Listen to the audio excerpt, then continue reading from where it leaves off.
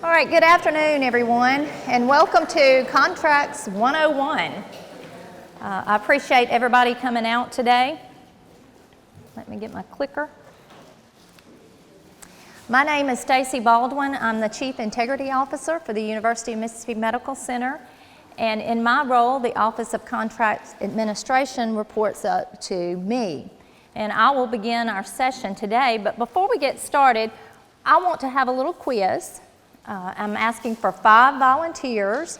It cannot be anyone from the Office of Integrity and Compliance. It cannot be anyone from Contracts Administration or our legal department. So can I get 5 volunteers to answer some quick questions about contracts? Anybody? Come on now, 5 volunteers. Oh, okay, 1, 2, 3, 4, 5. Okay, all right, so let's get going. There are, but everybody's going to get something. It doesn't matter if you get the answer right or wrong. And there's another quiz at the end. There's a quiz at the end to see if anybody's learned something, and we hope that you have. All right, first question. Does UMMC have a process for reviewing contracts pertaining to the purchase of goods, services, software, etc.? What's the answer? Yes. Okay, well, we got more than 5 volunteers answering now. Okay. All right, second question. What is the name of the electronic system used for contract processing? Okay. Now, I don't have prizes for everybody. I bought prizes for 10 volunteers, 5 at the beginning, 5 at the end, so.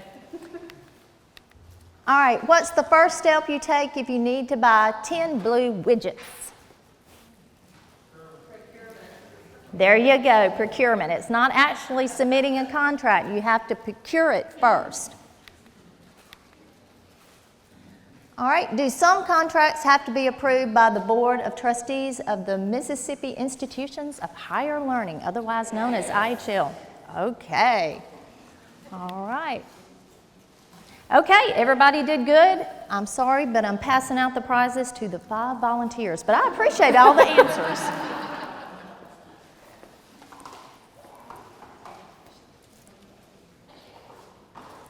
And they're just little happies, not lottery prizes. I'm sorry. Oh, I forgot a question. I'm sorry. Do individuals play specific roles within the contract review process? For those of you who review contracts, you should know this. Yes. Very good. All right. For those 5 volunteers, will you raise your hands so the ladies can bring your prizes?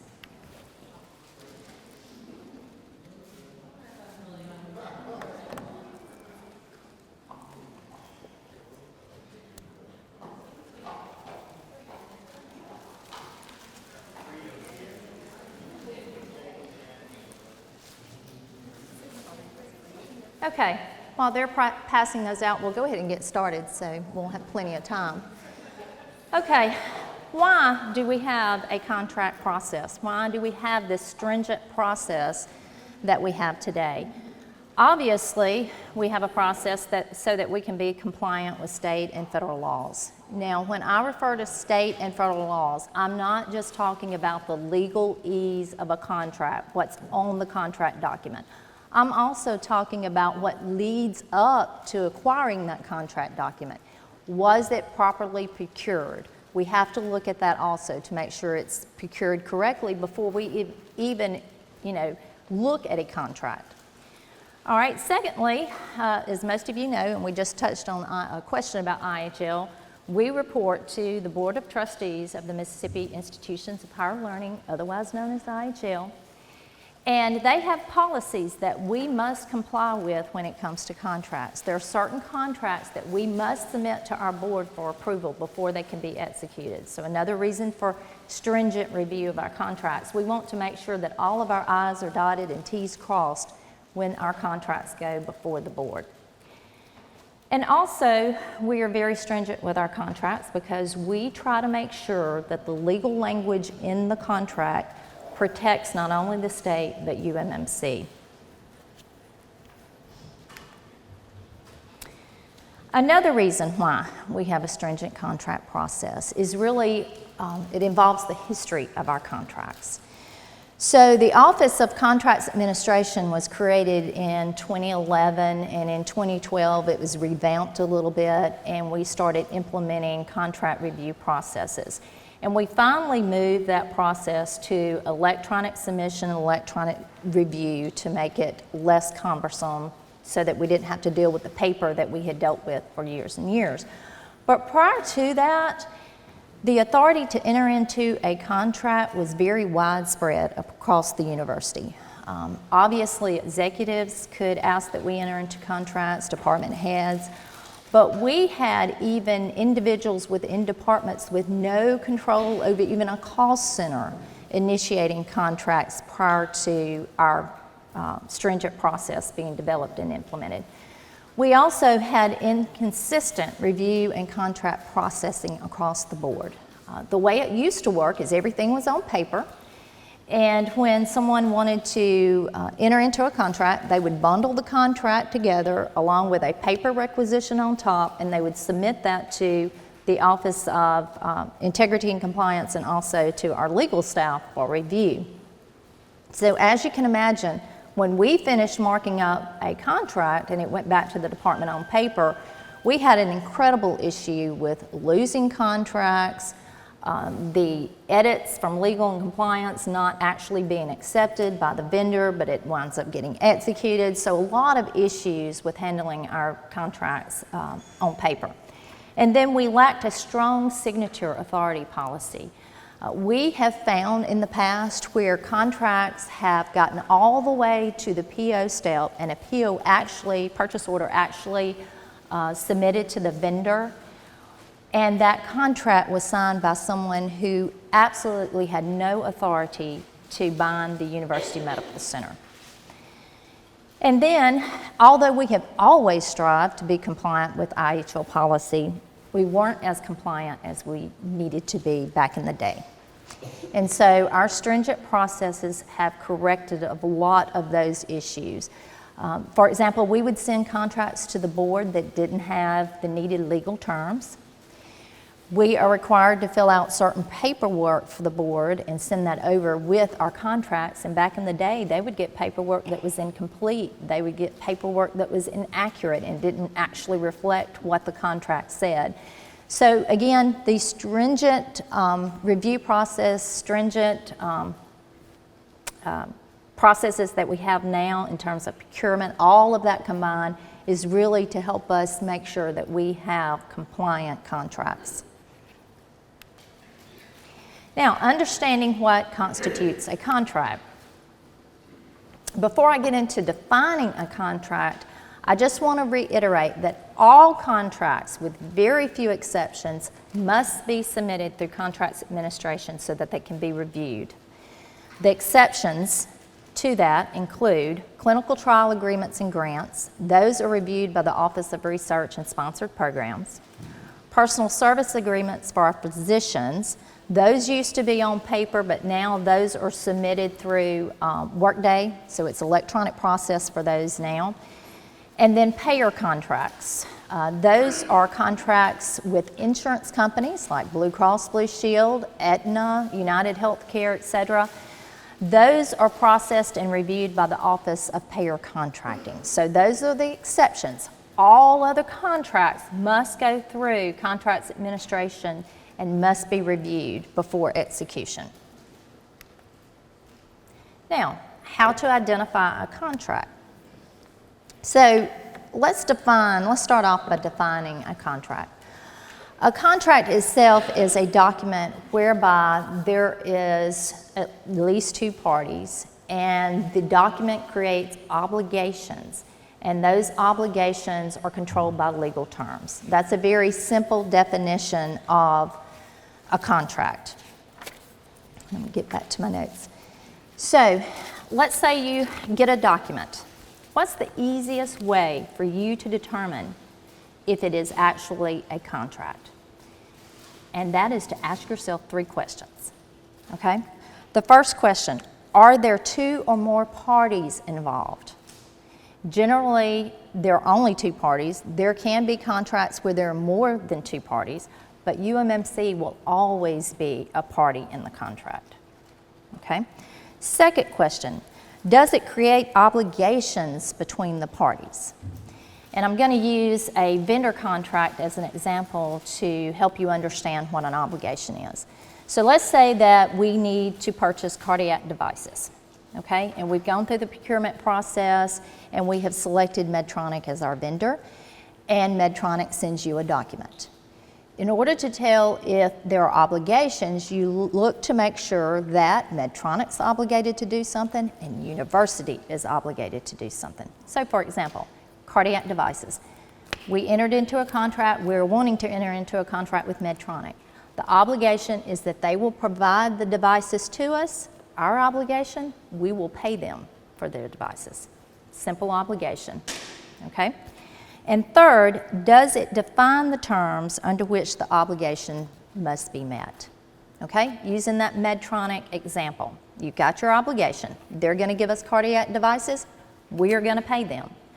The terms at which those occur will also be in the document. So for instance, the term may read, Medtronic must supply us the cardiac devices within 10 days of placing the order, and then UMMC must pay Medtronic within 45 days of receiving their invoice. There's your term. So if there are parties to the contract, with UMMC being one of them, if there are obligations, and if there are terms that control those obligations, you got a contract.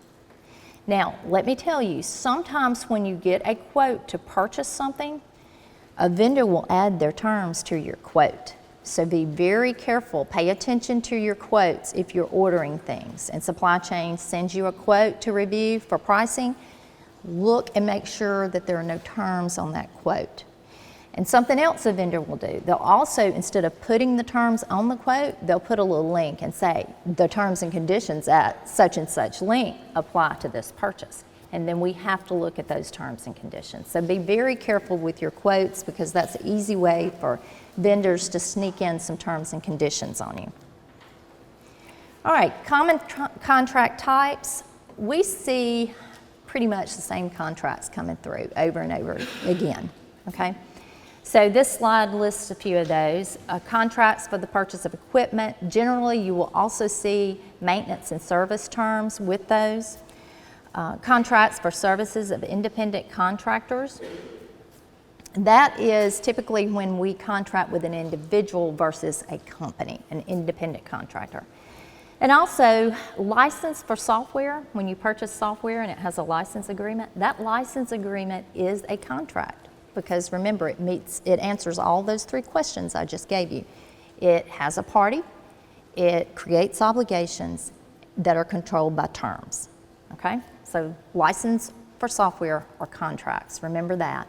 And then also, of course, we see a lot of contracts for the purchase of goods and commodities. Again, the Medtronic example that I provided you is, for goods and commodities or supplies. So see a lot of those. All right, so how do you develop a contract? Okay, let's say your department needs something. And again, most of our contracts come from a purchase of a product, good, service, supply, etc. First of all, you have to look at your procurement.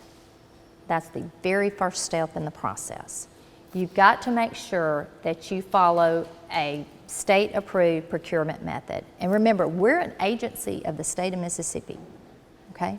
So we, with very few exceptions, are subject to state procurement laws. So when we procure something, we have to do it in compliance with state procurement laws.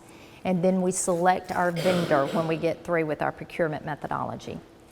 The next step depends on where you sit within the medical center. It may be that your department's required to get extra approval for capital expenditures. Maybe you're wanting to purchase something out of a cost center you don't normally use. You may have to get permission from finance to do that. So depending on where your department sits within the medical center, there may be some extra internal permissions or approvals that you have to garner. And then once you have gone through the proper procurement method, you've made your selection of a vendor, and you followed any internal processes that are applicable to you, then you are likely going to have in front of you a contract, okay? It is up to the department to make sure that the business terms of that contract are what you need. Contracts administration cannot make the business decisions for you. For example, you went through the procurement method, you selected your vendor, which means you probably got a quote for whatever it is you want to buy. Now you have your contract. Check it and make sure that the pricing they gave you when you were going through those other processes is in that contract. Make sure it's accurate. If you told the vendor when you were making your selection, I'm going to need this at least for 2 years, make sure the term on that contract they've given you is for the 2 years and it meets your department's needs. So things like that have to be decided by the department. The department has to make sure those business terms are what they needed and what they got their quote for. And then once all of that is done, the contract submitted to contracts administration using the Simpler system, which is the electronic system we have in place now. Contracts will take that document and they will look at all the legal terms of the document to make sure, again, that they are compliant with state and federal law and that to the greatest extent possible, they protect the state and UMMC. Okay? Now, let me throw something out there. Just because our focus is the legal terms of that document does not mean we're not going to look at the business parts of the document too.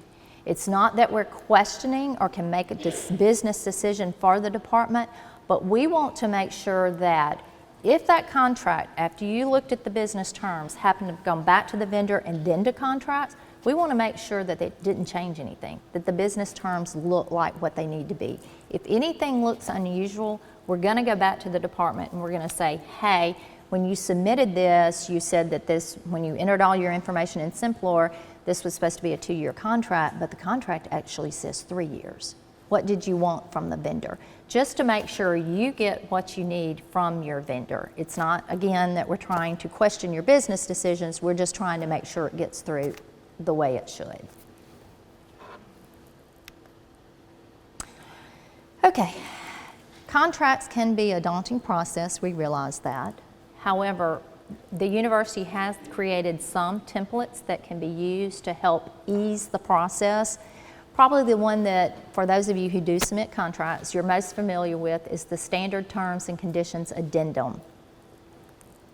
What that is a document that contains terms and conditions that the university prefers in our contracts and to some extent must have in our contracts. And if the contract is below a certain threshold, normally IHL threshold, if the vendor is willing to sign the STCA, that makes it much easier on us because in that STCA there's language that states those terms will override anything in the vendor's contract.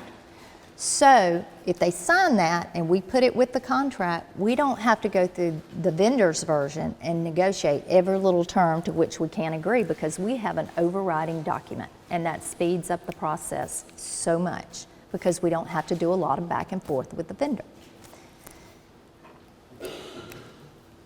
All right, the next template I wanted to mention is the Business Associate Agreement. For those of you on the clinical side, you may be very familiar with this, but the Business Associate Agreement is actually a federally required document. The privacy standards, otherwise known as HIPAA across our campus, require that if we are going to enter into a contract with another entity and we're going to share as part of that obligation patient information with that entity, we have to have a business associate agreement in place. It's for the protection of the patient's information. And both of these, I failed to say this, but the STCA and the business associate agreement are available to you on the Contracts Administration intranet page. All right, and then the independent contractor agreements. Again, you will be surprised how many independent contractor agreements we enter into across campus. For whatever reason, every time I hear this, I think of the contracts that we enter into for grant writers and grant reviewers. I don't know why. We enter into a lot of independent contractor agreements, but grant reviewers just pop in my mind for some reason. It's a common independent contractor agreement for us. So for those of you who work in the research world, you may be very familiar with grant reviewers and grant writers, but we see a lot of independent contractor templates used for that. And again, that is located on the Contracts Administration Internet page. Okay, that concludes my part. I'm going to turn it over to Rachel Gressett, and she's going to finish up the course. And don't forget, we're going to have a quiz at the end. So 5 volunteers, separate from the last 5 that we have. So, Thank you, Stacy. you're welcome. Thanks, guys. I'm Rachel Gressett. I'm the Executive Director of Contracts Administration, and I'm going to pick up where Stacy left off. Contract roles and processes. Why are contracts routed for internal approvals? Stacy touched on this a little bit, but primarily it is for compliance with state and federal law, UMC's policies, IHL policy, DFA, the Department of Finance and Administration that covers and controls procurement for the state, their regulations, and ITS, which is the state entity that handles procurement for IT, for their regulations to make sure that we're compliant with state law.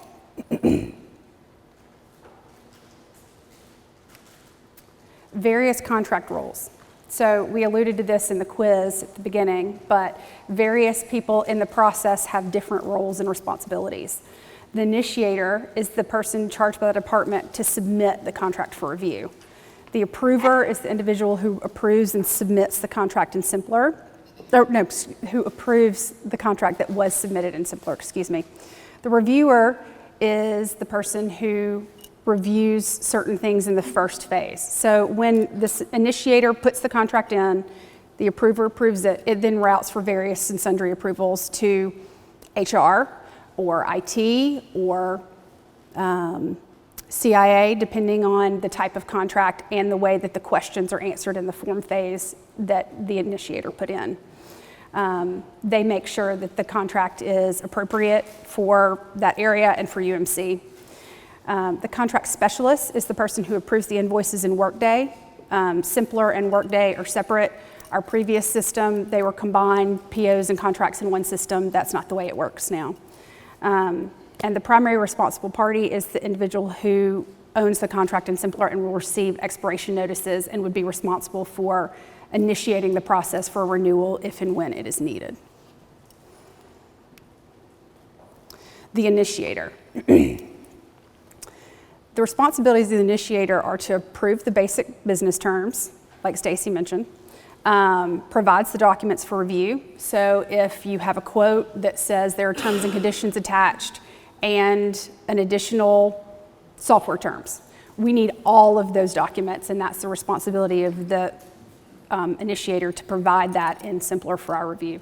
If we have to stop and go and find them and track them down, that's going to slow down our review process. They provide verification of procurement from category management and any other required approvals, such as capital approval.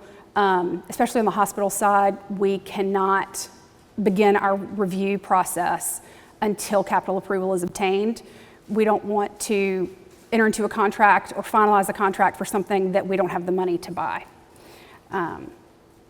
They advise Contracts Administration of the vendor's willingness to sign our STCA and BAA.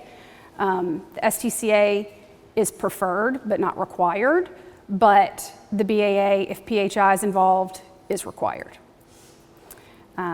They complete the submission in Simpler, and they discuss the financials or contract concept with the approver as needed. Who approves the contract? For the hospitals, Jackson, Grenada, and Lexington, it's the administrative chiefs. On the academic side, it's the Associate Vice Chancellor for Academic Affairs and various deans, depending on the school. And the service areas, there are various designated individuals for those areas. The responsibility is the approver. When an approver approves a contract, they are saying that they approve of the concept of the agreement, the funding source, and the total spend. So if the spend changes throughout the negotiation process, initially the contract is for 5 widgets, at the end it's going to be for 10 widgets, and that price is going to double, we're going to send it back through to the approver almost towards the end to make sure that they approve the total cost. Where is a contract submitted? It is submitted into Simpler, which is previously Metatract, and all initiators will submit the contracts through the same process. The questions for that process, however, change depending on how the questions are answered. So if you have a service, you have someone who's coming on campus to, let's say, work with patients. There's going to be a set of questions that you have to answer that's going to be different from someone who is buying a computer license or an IT license. And the reviewers for those are going to be different as well. Contracts administration's process. When the agreement is approved by the approver and all the applicable reviews are complete, that's when we receive the contract. So we don't see it when it's first put in. It's not until you complete that first phase, which is the form phase, that we receive it. We review the legal terms, the business terms, confirm that you're comfortable with any specific details of the contract. Something that we see a good bit is vendor reps will say, we are giving you this deal, you're going to get, you're going to pay X amount of money and you're going to receive all of these various and sundry things, and we're going to give you these discounts and all of these things. And a lot of times the contracts don't actually say that. So what we try to do is make sure that what the department believes that they are getting and the deal that they have been sold is actually what we're buying. And that's why we review the business terms and confirm with you that it is, in fact, what you want. We route anything for additional reviews. If it's over a certain threshold, if it's going to need to go to IHL, it will go to legal. If there are questions about additional HR questions that may have developed during the course of the negotiation process, we'll route that back through to the appropriate people to make sure that all the departments have signed off. And then we facilitate the negotiation and execution of the agreement with the vendor. Contract execution. Stacy touched on this, but after negotiations, we will have the vendor execute the contract, and then UMC will sign the contract, but only authorized and binding signatories for UMC can sign the contract. We have a signature policy that is found on our website, and if someone signs something and they are not part of that signature policy, it is not binding on UMC. And there could possibly be personal penalties depending on what you've signed. Once negotiated and fully executed, an electronic notice will be sent to the initiator, and they can download the copy of the contract from Simpler for their files. IHL requirements. Prepayment. UMC does not have the authority to prepay for goods and services. If there is a contract that is less than $250,000 for the purchase of goods, and it requires prepayment, it has to go to the IHL commissioner for approval. We send the contract to the commissioner once it's fully negotiated, but before we are able to sign it. And that usually takes about 4 to 6 weeks to receive the approval. And prepayment for approval for IHL contracts that go to full board are simultaneous with the approval of that contract. But if and when you're going to prepay for something, factor that into your timing. So if something is submitted and it's needed really quickly, but the vendor's insisting on prepayment, it may not be as quick of a turnaround as we would like. IHL contracts. The IHL must approve all expense contracts over $250,000 for the life of the contract. So if you have a 5-year contract and you're planning to spend $50,000 a year, that's a board contract. The IHL also must approve all leases regardless of revenue or expense. On all IHL contracts, involve contracts administration as early as possible. We can help with timelines, we can help negotiate anything with vendors that may be problematic. There are some vendors that we have worked with frequently and we can maybe expedite the process in a certain way, or ones that we know may take a little bit longer and are difficult to work with, and that would be helpful for your timing. The submission deadline for an IHL agreement to contracts administration is 3.5 months before the board meeting. Example, February 1 for the May meeting, which was on the 20th, I believe. Mm-hmm. The IHL has recently given UMC designation for approval of contracts up to $3.5 million for the purchase of goods. We also have designation up to $100,000 for approval of all leases. Dr. Woodward is designated to sign off on those contracts currently. They do have the same process as any other IHL contract. So if something is $300,000, it's still going to go under the same process as a contract that is $3.5 million. So currently, anything between $250,000 and $3.5 million is for the purchase of goods is approved by Dr. Woodward. So hopefully, we will save that 6 weeks on the back end for the board submission timeframe. Post-contract. Post-contract process. Expense contracts, we issued the PO from Workday, and they can only be issued for 1 year at a time. So we set it up to issue multiple years, but only each PO is for 1 year. And it's tied to one number in Workday so that you can find it. Revenue contracts will be sent to accounting to track revenue. This is a relatively new process. And all checks for payment to UMC will be sent to the comptroller's office. So I think previously some checks were going to the department. Now they're going to be going to the comptroller's office. Other contract requirements. Once a contract is executed, it's the department's responsibility to make sure that the vendor meets their commitments in the contract. So if the vendor is supposed to be on site once a week to check a piece of equipment or once a month, it's the department's responsibility to make sure that they are in fact doing what the contract requires of them. Additional information on preparing and submitting contracts is available on the Contracts Administration website. And that's the end. Though we do have a quiz. Okay, first question. Name at least one reason that We gotta UMC... have our volunteers. Oh, sorry, 5 volunteers. We did. Let me get. Or just raise your hand. There you go. Okay. Name at least one reason that UMC has a contracts review process. Okay, protect UMC. Let's see. Yes, correct. Compliance with state and federal laws, policy of the IHL, and protection of the state and UMC. Correct. Next question. Name at least one contract template. That's right. STCA, BAA, a few others, including our independent contractor agreements.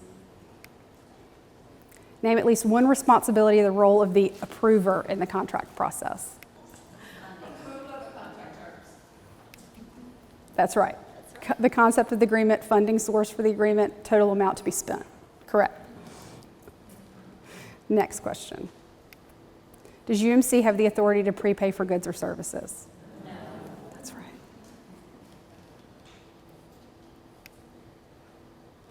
IHL must approve all prepayments. What is the threshold amount at which the IHL must approve expense contracts for goods and services? That's right. IHL must approve all contracts over $250,000. However, Dr. Woodward currently has IHL delegated approval for expense contracts up to $3.5 million. Thank you. We're gonna, yes. Are there any questions or thoughts? You mentioned the role of annual contracts, audits, and general contracts discipline in maintaining those high IHL thresholds? Absolutely.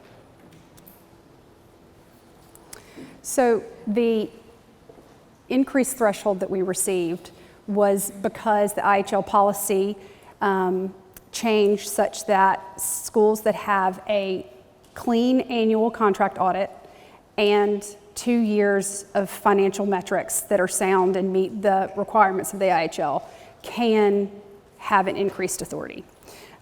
We were the only school last year to receive that delegation, and we are currently under our contract audit for the next year.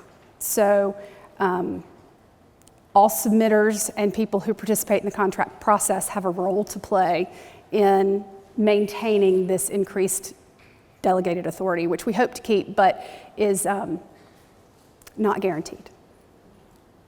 Are there any other questions? Okay. Well, if you decide you have any, let us know. I'm happy to answer any questions as are members of our team. So, thank you guys. Thank y'all so much.